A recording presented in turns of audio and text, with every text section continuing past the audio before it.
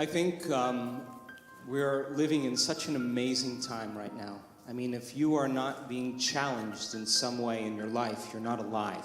And I don't believe that you have to go to any school of ancient wisdom perched in the Himalayas or for information or training any longer. If you see your life as the school, as the initiation, then you can no longer be a victim to your life. You're going to have to meet the challenges in your life from a greater level of mind, greater than the mind that created it. And so there have been plenty of peer-reviewed articles on the power of peace-gathering projects that lower crime, that lower trauma incidences of death and economic growth. It's all related to what's happening right now for us. And it's not enough, though, for us to just focus on peace and expect the world to change, because in the peace-gathering projects, when the event was over, a lot of the crime and violence returned back to its ceiling level again. It's more important for us not only to embody that peace and feel it, but then to demonstrate it. And when we begin to demonstrate it, I think we give people permission to do the same. That means that we can't be preaching peace and then be stuck in traffic and, flipping people off or arguing with your coworker. You don't get to stand up for peace if you have conflict in your life.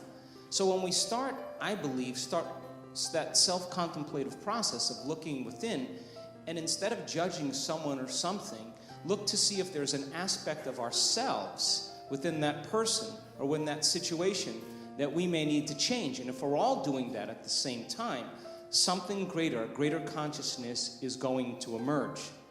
And so I believe that it should never be about a person. It should be about principles. And when we stand up for principles, that creates community. Because you could be one belief or another belief, but if you're sharing the same principles, which are joy and freedom and cooperation and connection, that's what builds communities. So then, everything in our world right now is reminding us of separation. Whether it's war, whether it's violence, whether it's political deceit, whether it's prejudice, all of those things cause us to live by those stress hormones. And when we're living in that state of survival, we're not trusting, and we become more selfish. So then, starting our day asking ourselves, what would be the greatest expression of myself I'd like to present to the world? And then making the choice to not get up until we are that person, I think that begins to demonstrate greatness.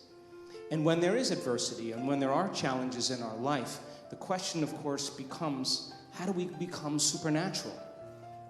And that means we're going to have to do what feels unnatural at first.